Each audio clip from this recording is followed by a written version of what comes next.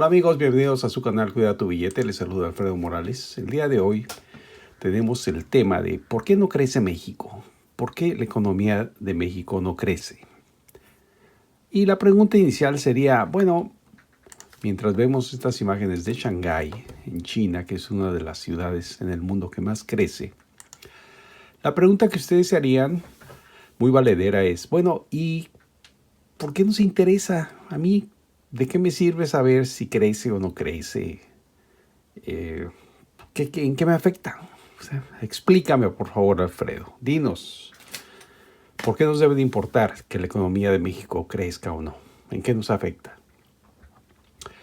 Bueno, partimos de la idea de que hay sociedades, como por ejemplo en este momento China, en alguna de sus ciudades, que alcanzaron un nivel que se da por llamar de desarrollo.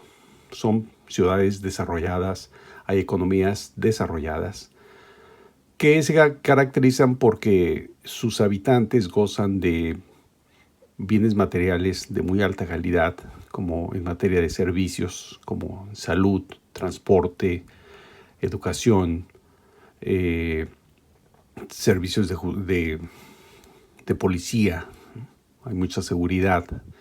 Cuestiones materiales como tienen una infraestructura muy desarrollada, muy eficiente, sus puertos, sus aeropuertos, sus calles, sus avenidas, muy bien trazadas, muy bien cuidadas, muy bien delineadas, etc.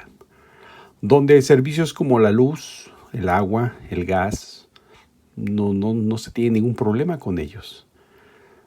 Es más, uno ni siquiera se da cuenta que existe el que pudiera existir un problema con la luz, ¿no? Nunca hay apagones. Siempre uno abre la llave y hay agua caliente y hay agua fría. Cuando uno me enciende, le pone el Netflix, nunca tiene problemas con el internet, no se caen las llamadas, etc. Ese tipo de sociedades, además de que se tiene un ingreso pues bastante holgado para cubrir las necesidades de alimentación, de transporte, de vivienda, etc. Por el otro lado están las sociedades, las economías, que carecen de esos servicios sociales de alta calidad. Pues, ¿qué les puedo decir, no? Todos los problemas que tenemos en México de falta de agua, de que la luz de repente se va, que el internet es muy malo, que es muy caro, servicios públicos muy caros, muy deficientes, el transporte, un caos, el ingreso que no alcanza para nada, etcétera, etcétera. Esas son las características de un país subdesarrollado, que se contraponen con lo que caracteriza a una economía desarrollada. Entonces, que un país rico crezca o no crezca es relativamente, pues no tiene importancia. Si mi sueldo es de 5 millones de pesos al mes y al siguiente año no crezco nada, sigo ganando 5 millones de pesos al mes, pues nada, ¿no? Como el viento a Juárez. Pero si mi ingreso es de 5,000 pesos y el año siguiente sigue siendo de 5,000, no aumente nada, pues me voy a preocupar, porque la carestía de la vida, los precios siguen aumentando año con año. Entonces, de que mi ingreso pase de 5,000 a 6,000 de un año a otro, sí va a marcar mucho la diferencia, ¿no? Entonces, en las economías subdesarrolladas, el crecer no es algo verdaderamente urgente. Vaya, no es necesario, pero sí es deseable que ocurra. Y ahorita vamos a ver por qué. Luego de ver estas bonitas imágenes que nos marcan un poco una de las ciudades que más crecen en el mundo, vamos a entrar a algunas explicaciones necesarias que nos van a hacer entender de lo que estoy hablando. Vamos a empezar con este ejemplo. Esta es una economía Bueno, para empezar, el crecimiento de una economía tradicionalmente se mide a través del Producto Interno Bruto, de un año frente al otro año, si se mueve o no se mueve. Entonces, para saber primero esto, tenemos que saber qué es el Producto Interno Bruto. Entonces, rápidamente aquí, no me quiero detener mucho, pero quiero explicar qué es. Esto es básicamente lo que es el Producto Interno Bruto. Tenemos una economía donde hay una empresa que produce el maíz, otra empresa que lo transforma en harina y otra que lo transforma en tortillas. Son tres sectores.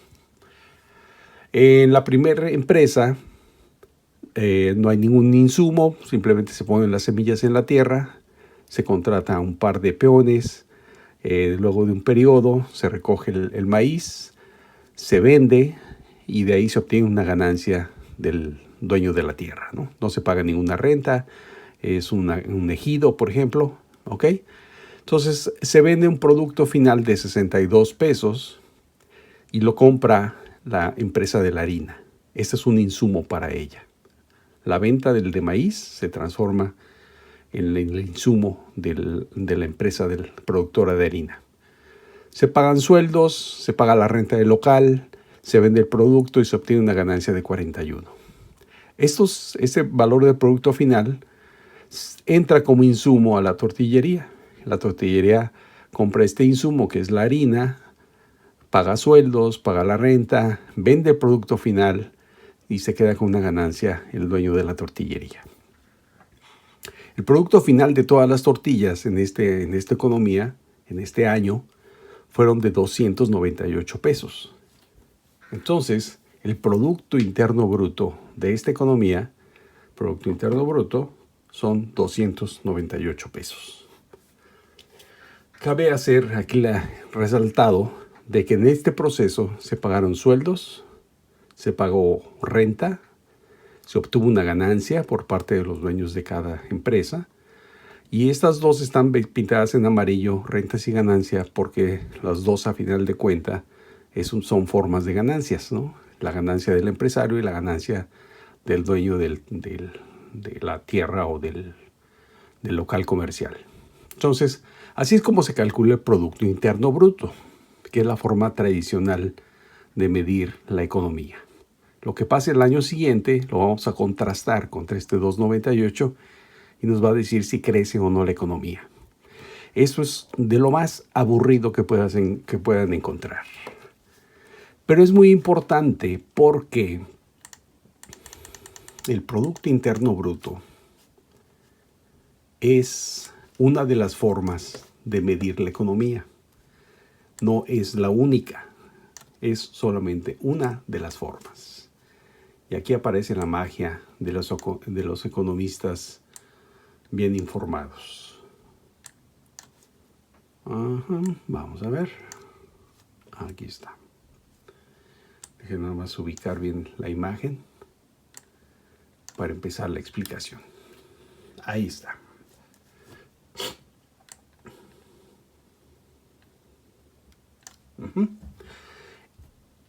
El Producto Interno Bruto es el resultado de un análisis que hacen los economistas, que es medir la economía a través del método del producto. Por eso es que se obtiene un resultado final llamado Producto Interno Bruto. Pero hay otra forma de medir esta misma economía que se hace a través del método del ingreso.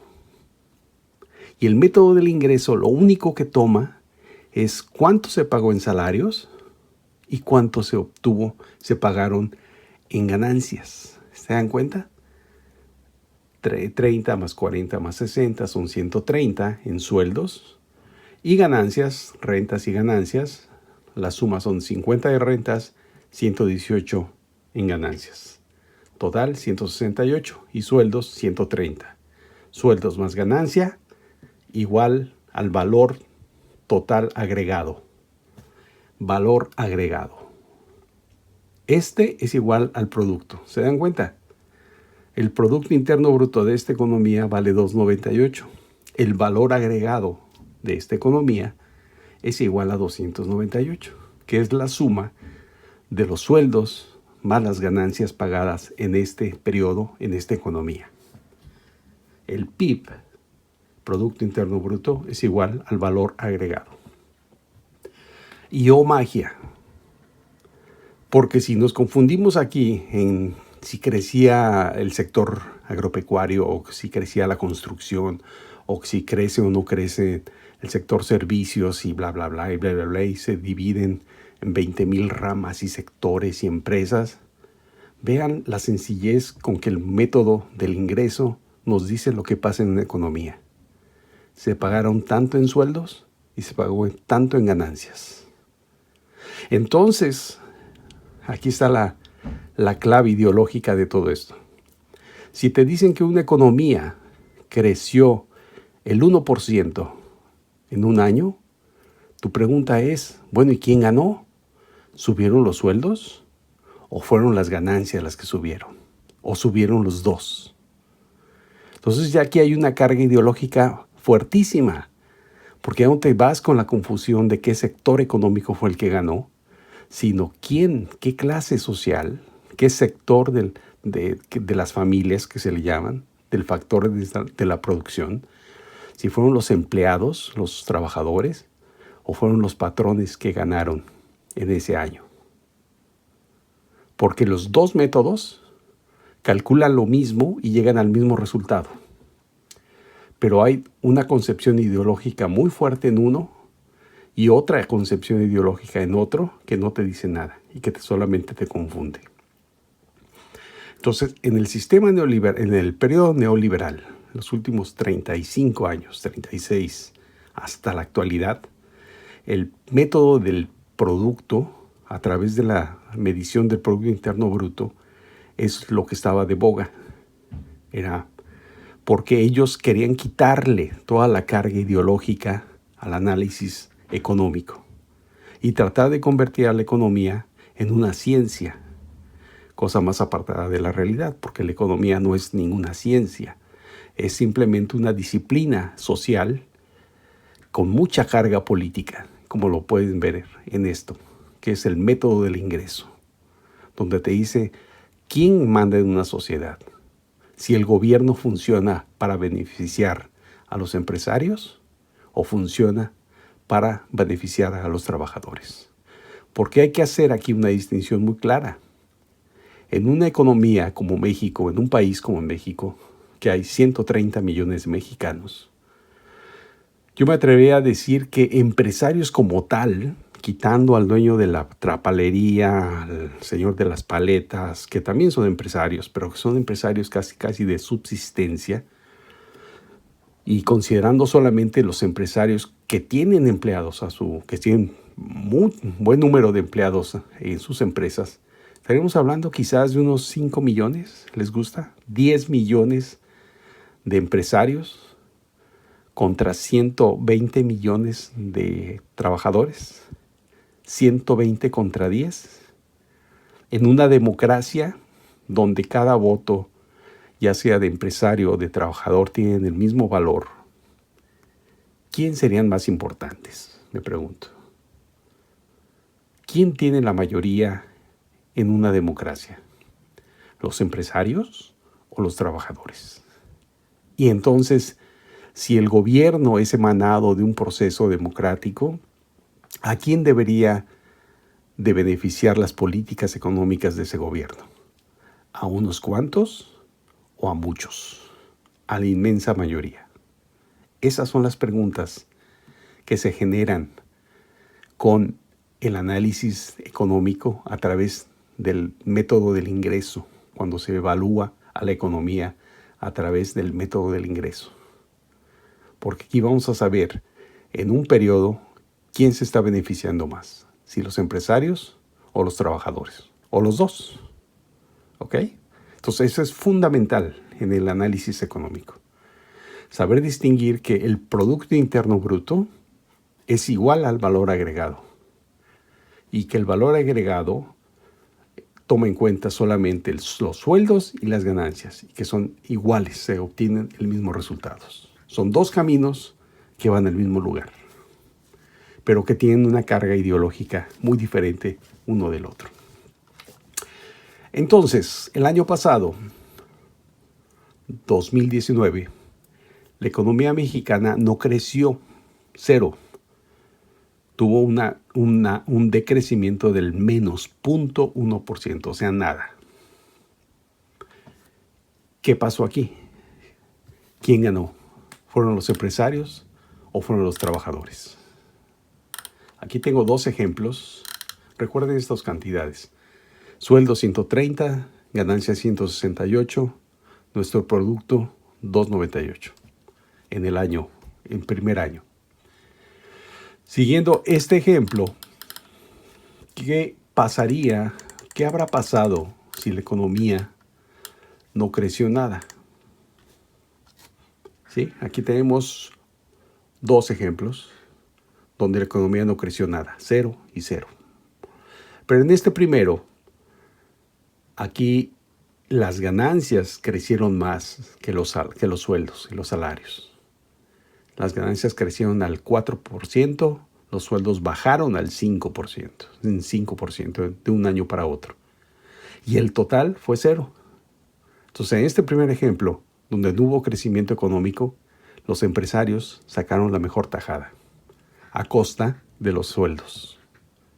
En este segundo ejemplo, también hay un 0% de crecimiento, pero aquí los sueldos subieron al 6% y las ganancias bajaron cerca del 5%. Entonces, la política económica en este segundo ejemplo benefició a los sueldos, a la clase trabajadora y no a los empresarios. Yo me atrevería a decir que en el 2019 pasó algo muy parecido a este segundo ejemplo.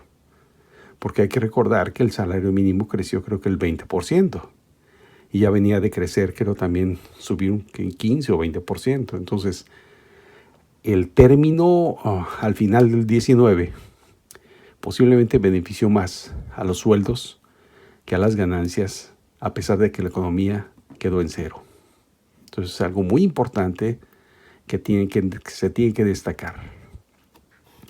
Por cierto que los asesores de nuestro presidente no le han dicho que existe estas formas de analizar a la economía. Que no hay que inventar nada nuevo. Él quiere inventar nuevos indicadores. Pero no le dicen por qué es que en el modelo neoliberal se hablaba solamente de PIB, de Producto Interno Bruto y de crecimiento. Y nunca se mencionó este otro lado de la ecuación, que es lo que debería estar haciendo él y sus asesores económicos para que el INEGI estuviera sacando esta información año con año y se demostrara para quién está trabajando el gobierno. Si es para los trabajadores, que es la mayoría, o es para unos cuantos empresarios. Ahora bien, en el periodo neoliberal, estamos hablando de Miguel de la Madrid, del sexenio de Miguel de la Madrid a la actualidad, inclusive este año, pasó algo como esto.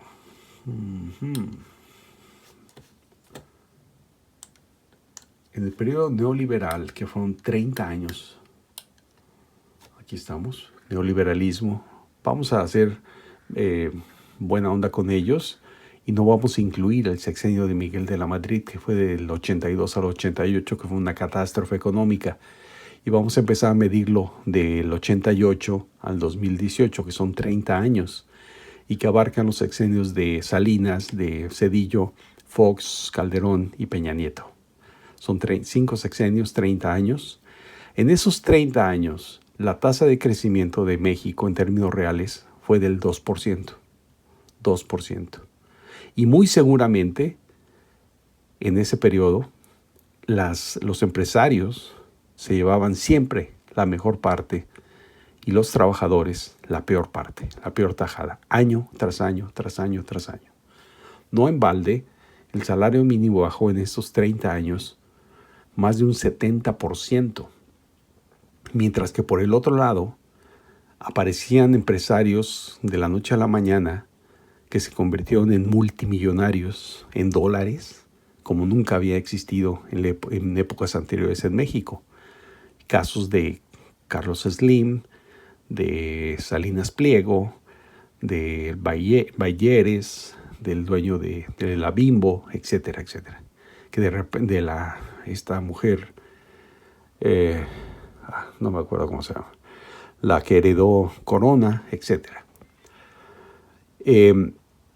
No en balde, estas grandes fortunas crecieron durante este periodo neoliberal al cobijo del gobierno, de un gobierno que trabajaba para ellos y que muy seguramente muchos de estos grandes empresarios han sido y son prestanombres de aquellos presidentes que hemos mencionado.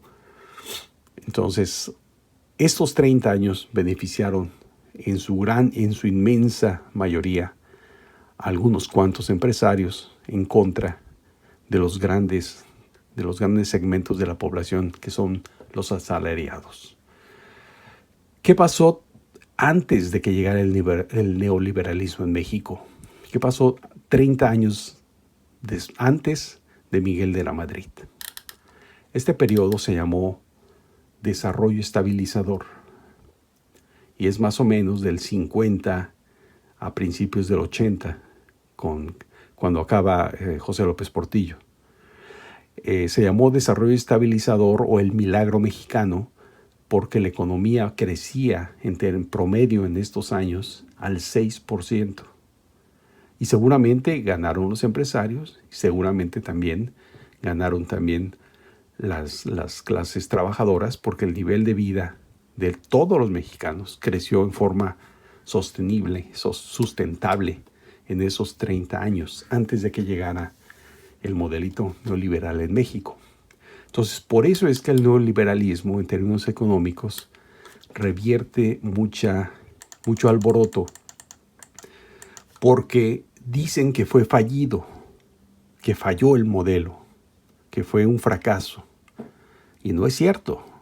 El modelo neoliberal fue todo un éxito, un rotundo éxito, porque nunca estuvo, su objetivo nunca fue ayudar ni a que creciera la economía, ni a que disminuyera el número de pobres en México.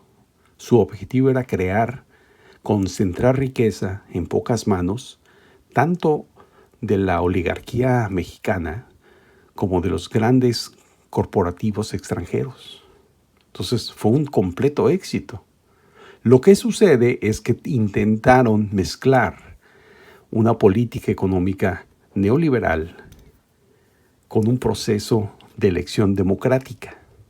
Y llega un momento en que las grandes mayorías, los 120 millones de mexicanos, se dieron cuenta de que esto no funcionaba para ellos y optaron por una alternativa diferente.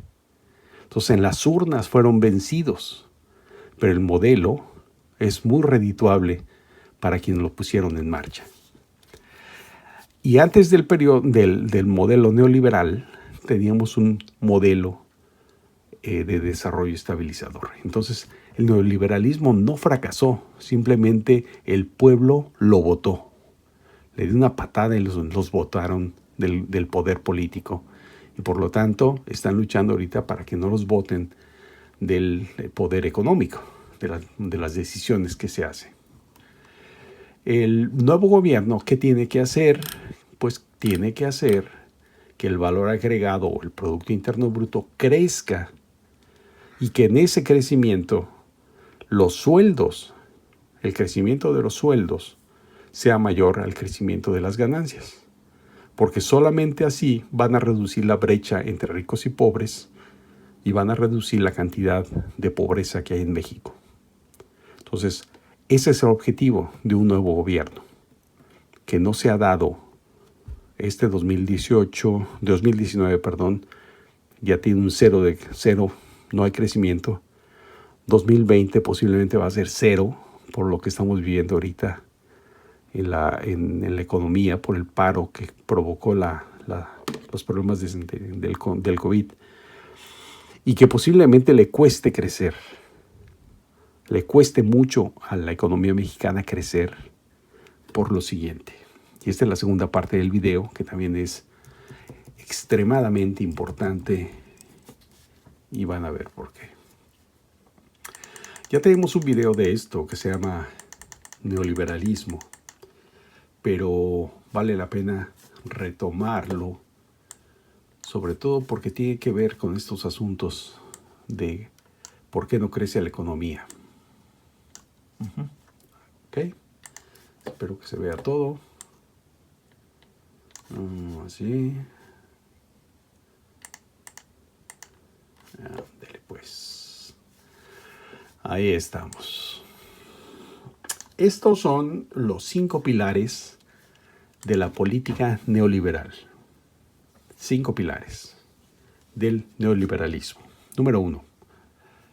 Libertad comercial, libre comercio. Por eso desde 1994, Salinas estuvo negociando el Tratado de Libre Comercio por más de, creo, 2 años. Y tenemos ya 25 años de libre comercio con los Estados Unidos, que es la principal potencia económica, y lo ha sido desde entonces. Ahora, en su versión corregida y aumentada, llamada TEMEC, libre comercio. Segundo, libre movilidad del capital. El dinero puede entrar y salir del país a su antojo, a través de inversión extranjera. Y para ello exigen que haya una libertad cambiaria. Es decir, que ellos puedan traer sus dólares, los transforman a pesos, y cuando se los quieran llevar, tengan la libertad y la garantía de que esos pesos se los van a convertir en dólares y se van a poder ir del país en cualquier momento. Y para ello modificaron la Constitución para que el banco rector del sistema financiero mexicano, el Banco del Gobierno, Banxico, Banco de México, fuera autónomo del gobierno, pero no autónomo de las políticas neoliberales. Entonces ellos, Banco de México, obedecen a las políticas del Fondo Monetario Internacional y del Banco Interamericano de Desarrollo, a pesar de que en México pudiera haber un cambio de política económica. Por eso lo hicieron autónomo, para garantizar que los inversores extranjeros se puedan llevar su dinero en cualquier momento. Tercer pilar, reducción del Estado. Y lo querían chiquito al Estado para que no interfiriera en los sectores más rentables de la economía, que es la energía, la generación de energía a través del petróleo o la eléctrica, que las mineras también pasaran a manos de los particulares, e inclusive los servicios públicos, como es el agua, la recolección de basura, que son sectores altamente sensibles para la ciudadanía y también que son a veces servicios casi monopólicos, que quien da el servicio está en la posibilidad de marcar a qué precio lo va a dar. Es algo importante, reducción del Estado. Cuarto, desregulación. Quiere decir que el gobierno deje hacer a los privados a su antojo. Y para eso se desarrolló el outsourcing. Es decir, dejar que los empresarios pacten con los trabajadores, se les quite los beneficios de ley que tienen y que trabajen por horas y que les quiten el día séptimo de descanso y las aportaciones al seguro social y al de retiro, etcétera, etcétera, etcétera. ¿Para qué? Para hacerlo más barato. Más barato, más barato. Y ellos pueden aumentar su ganancia. Desregulación, por ejemplo, implica también que no se metan con el etiquetado de los productos. No importa que vendan basura, que el producto sea tóxico, que vaya a hacer un daño a la salud importante, no importa. Ellos quieren desregulación, que el gobierno no se meta en los asuntos de los privados. Yo puse aquí emisiones de CO2, por ejemplo. En México no se regulan. En otros países sí se regulan las emisiones de los autos, de las compañías productoras de autos. Ahorita vamos a regresar a este. Y quinto, una política fiscal superavitaria, que quiere decir que gaste el gobierno menos de lo que retira de impuestos. ¿Y para qué? Para que el gobierno tenga suficiente dinero para pagar su deuda. El pago de la deuda es imperativo dentro de la política neoliberal. ¿Ok? De de estos 5 ejes del neoliberalismo, a mi punto de vista, la más nefasta de todas es la inversión extranjera. La inversión extranjera es para la economía lo que el azúcar es para el ser humano, para el cuerpo humano. El azúcar es delicioso, adictivo, pero también trae consigo el sobrepeso, la diabetes, la muerte.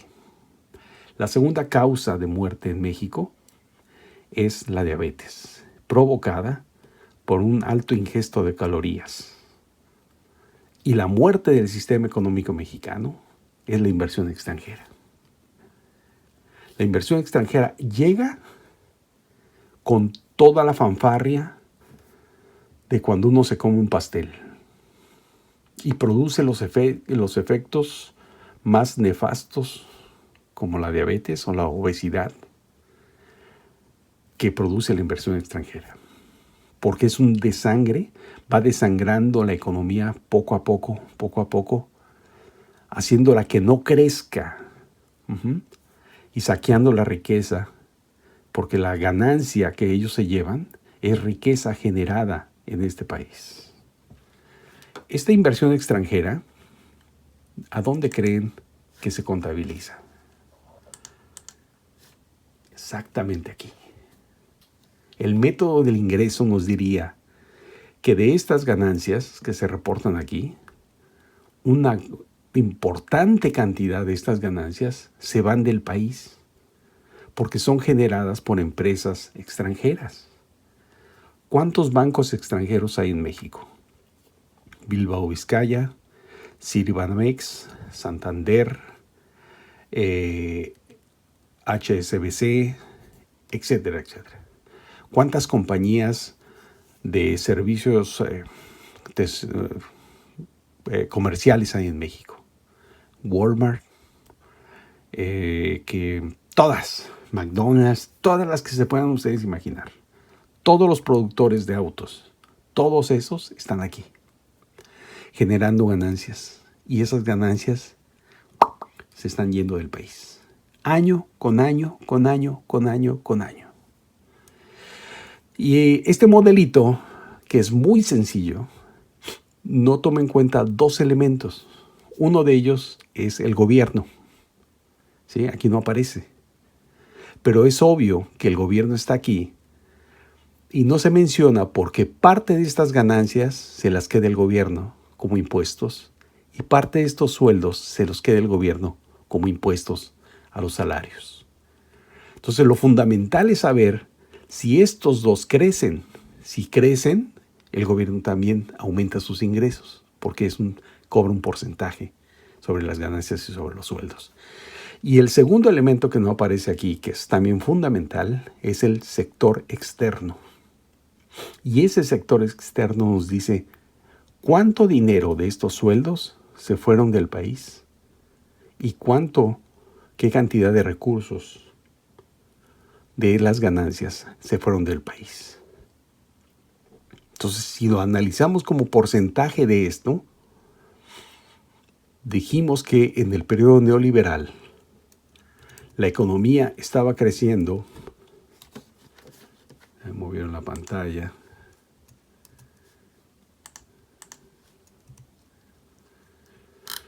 En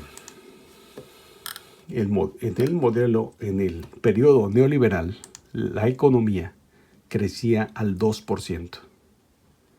Pero en realidad estaba creciendo mucho más. Quizás al 3 o al 4%. Pero ese 2%, ¿a dónde creen que se iba? Como reparto de ganancias a los participantes extranjeros. Cada año se van. Y si ustedes analizan la cuenta corriente, así se llama el documento que emite el Banco de México, cuenta corriente, ahora sí que da cuenta del dinero que salió a través de ganancias y del dinero que entró por otras empresas mexicanas que están en el extranjero. Entonces, ahí se suman los dos flujos. Y siempre, el primer trimestre, sale muchísimo dinero de México. Muchísimo. La barra se ve negativa completamente. Y en los tres siguientes trimestres empieza a aumentar. Esto sucede porque el ejercicio fiscal de una empresa es de enero a diciembre. En enero se empieza a hacer la contabilidad de todo el año. Y en enero se les avisa a los dueños de la empresa cuánto hubo de ganancias.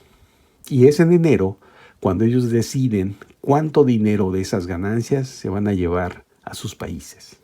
Por eso es que en enero, febrero, marzo, que es el primer trimestre, la salida de dinero en el rubro de cuenta corriente es altísima. Y a final del año se compensa, fíjense por qué, por los sueldos de mexicanos en el exterior. Esos son las remesas de los que vivimos en Estados Unidos mandamos a México. Eso es lo que ha salvado a México de que el crecimiento fuera solamente del 2% y no del 0%. Porque cuando se va todo ese dinero, el producto disminuye. Estos 298 disminuyen, ¿verdad? Bueno, no los quiero confundir. Solamente cómprenme la idea. Las ganancias de los extranjeros que están contabilizadas aquí son las que se van y hacen que este producto disminuya. Por eso es que nunca puede aumentar el PIB en el periodo neoliberal. Nunca ha podido aumentar. Entonces, ¿qué tenemos que hacer? Cuando uno entra a su cuarto, a una habitación, y esa habitación está oscura, ¿qué hace uno? Sube un switch, cambia todo para que haya luz. Cambia el switch. De apagado lo pone en encendido. ¿Cuáles son las políticas contrarias a estos 5 ejes del neoliberalismo? ¿Y qué es lo que el gobierno actual, que un gobierno al servicio de la mayoría, de esos 120 millones de mexicanos, tiene que estar haciendo? Aquí están. En contra del libre comercio, ¿qué hay que hacer? Subir el switch y decir comercio exterior selectivo a través de cuotas. ¿Para qué? Para crear cadenas productivas en México. La avalancha de productos importados del exterior a precios muy bajos o con mejor calidad destruyó a las empresas domésticas en México, con el argumento de que eran productos más baratos y de mejor calidad. Sí, pero se les olvidó que las empresas extranjeras no generaban empleos aquí. Y las empresas que estaban aquí y que desaparecieron se transformaron en productoras de desempleados. Entonces, para evitar eso, hay que poner cuotas a la entrada de esos productos, detener la entrada de productos y permitir que las empresas domésticas empiecen a generar productos con los estándares internacionales a precios competitivos con aquellos países, pero que se priorice la generación de empleo. Ese es el lado contrario del libre comercio. Lo contrario a libre movilidad de capital es poner restricciones a la entrada y a la salida de inversión extranjera. ¿Para qué? Para proteger la actividad productiva en México. Lo más preciado de un país es la generación de valor que hacen todos los trabajadores. ¿Por qué se lo vamos a permitir que los extranjeros vengan aquí y se lleven parte de esa riqueza generada? Hay que poner un orden ahí. Y esta es una de las cosas que no le han dicho al presidente, ¿no? Y que cuando lo oye uno decir que le informaron que la inversión extranjera aumentó en estos primeros 4 meses $10,000 millones y que por eso estamos pero como nunca, con las expectativas de crecimiento lo están engañando y nos está engañando.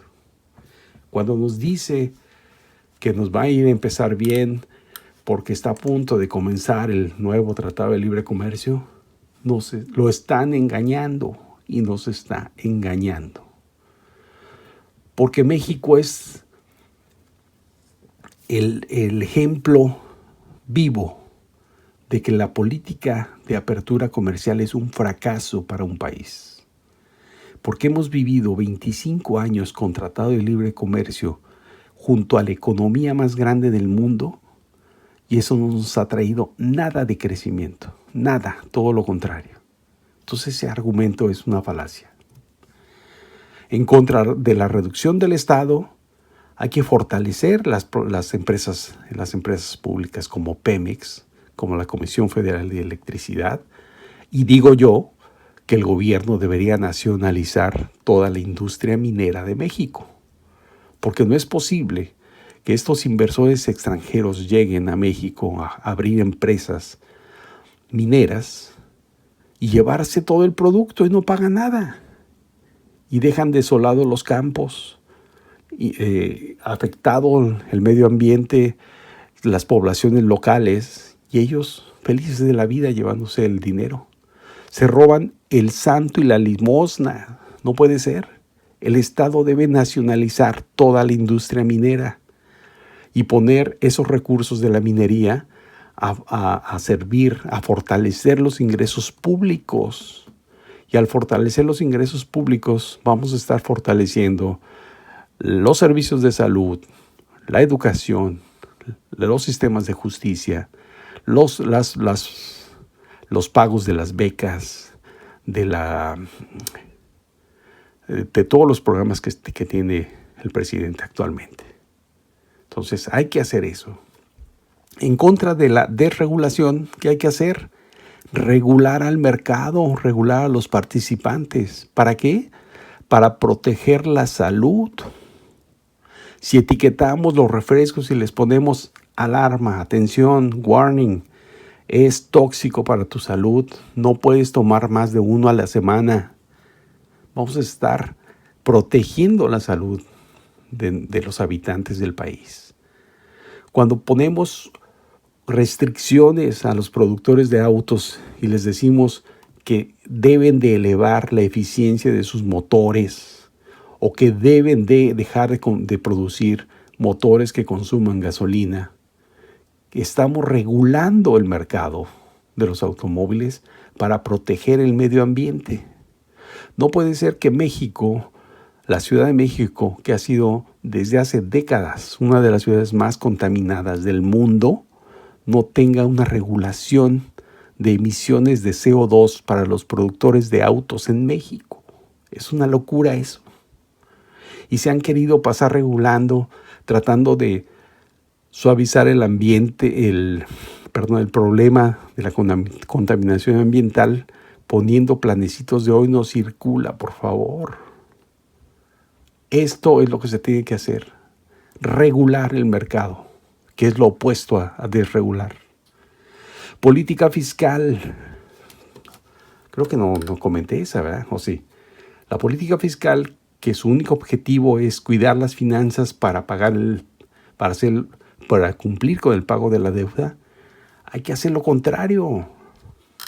Oigan, hay que hacer una auditoría de la deuda de la deuda pública que se hizo durante estos 30 años de saqueo.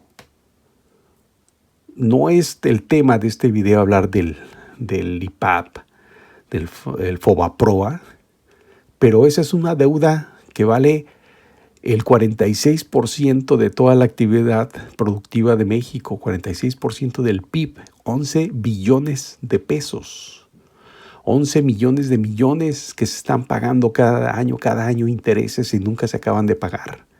Y fueron deudas que nos hicieron aquellos 6 presidentes neoliberales asociados con la mafia financiera internacional que les estaba prestando para dejarnos esta deuda. Hay que hacer una auditoría y decir esto sí y esto no. y entonces saber qué se va a pagar. Y además entrar a un proceso de déficit público.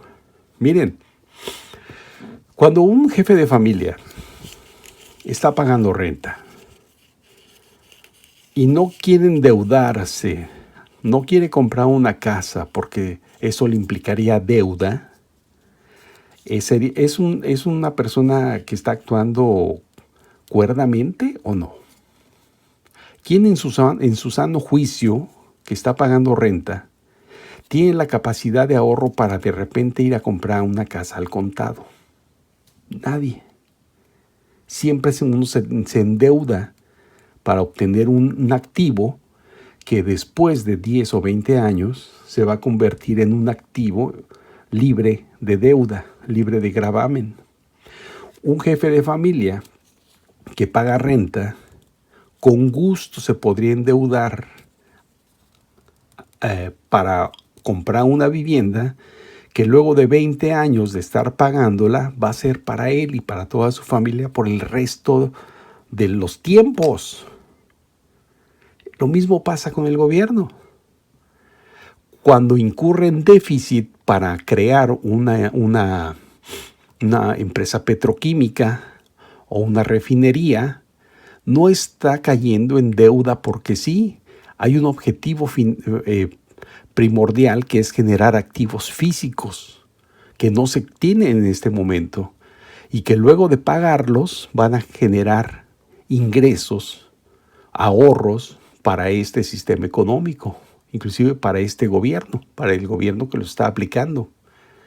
Entonces, la teoría de superávit, de no crecer la deuda, nada más porque sí, no tiene ningún sustento económico. Tiene solamente una carga ideológica que creó el neoliberalismo para que estos gobiernos, teniendo superávit, no incurriendo en deudas, podrían pagar sus deudas. Pero el lado contrario es utilizar el déficit, es decir, gastar más de lo que se recibe en impuestos para que ese gasto extra se dedique a inversión productiva, como por ejemplo en hidroeléctricas, en caminos, en activos físicos para el país. El otro segmento que complementa la política para crear un nuevo gobierno es usar los recursos del SAR, que son 4 billones de pesos, 4 millones de millones, cerca del 17% del PIB. Porque algo que se puede concluir de este análisis del neoliberalismo de estos 30 años es de que con este neoliberalismo nació una clase empresarial parasitaria que nació pegada a la teta del gobierno. Y esos son los Carlos Slim, los Salinas Pliego, son toda la bola de parásitos empresarios de México que se sienten empresarios, millonarios, y que no saben ser empresarios. Porque un empresario es aquel que emprende, que pone en riesgo su patrimonio y que apuesta a que su inversión va a ser productiva, porque su proyecto es productivo. Estos no hacen ninguna apuesta. Estos lo único que hacen es comprar o tratar de comprar al gobierno para que les dé la concesión que de entrada ellos saben que va a ser muy redituable, muy rentable. Esa es su forma que ellos han hecho desarrollado en todos estos años para poderse hacer de más dinero, pero no son ningunos empresarios. Tenemos que crear una nueva clase de empresarios, porque además son unos parásitos que no pagan sus impuestos, que lo único que hacen es corromper al gobierno para que además del contrato con sobreprecio, con mordida, con mochada, les perdonen los impuestos. Entonces, ¿qué clase de empresarios son? Necesitamos desaparecerlos del mapa y crear una nueva clase empresarial que pague sus impuestos, que arriesgue, que cree crecimiento. Y esa clase empresarial, con la capacidad económica que se necesita para mover a México, solamente es posible encontrarla si usamos los recursos del sistema de ahorro para el retiro, que es lo que hemos estado hablando en todos estos 10, 15 videos de la nueva propuesta de administración del SAR. Administración única sin fines de lucro para crear empresas, para crear trabajo, desarrollo, infraestructura y vivienda. ¿Ah? Entonces, esta política pública del gobierno de crear déficit para crear inversión productiva, junto con la nueva clase empresarial que van a hacer con el sistema de ahorro para el retiro, son para crear crecimiento económico. Y que ese crecimiento económico, una vez que se canalice a través de impuestos al gobierno y que este gobierno se emplee para mejorar el sistema de salud, el sistema educativo, mejores becas, mejores pensiones, todo eso va a crear desarrollo económico. Todo este chorro que acaban de escuchar es precisamente para concluir, regresar a la parte principal, primaria del video, donde decíamos, bueno, ¿y a mí qué me importa si crece o no la economía? ¿En qué me afecta? En esto te afecta. Que si tu gobierno no hace un plan económico para beneficiar a la gran masa de asalariados, de estos 120 millones contra 10 millones. Si el gobierno no hace una política económica que beneficie a estos 120 millones y que se traduzca en crecimiento y ese crecimiento en desarrollo, México va a estar siempre jodido. Siempre por atrás de las naciones que tienen mejores servicios, que tienen mejores condiciones materiales de vida que lo que estamos viviendo en los países subdesarrollados. Y recuerda, este sistema de método de cálculo de la economía a través del método del ingreso es fundamental. Porque año con año te podías enterar de quién está ganando en la economía. Si los empresarios o los trabajadores. Si los 10 millones o los 120 millones. ¿Para quién está trabajando el gobierno?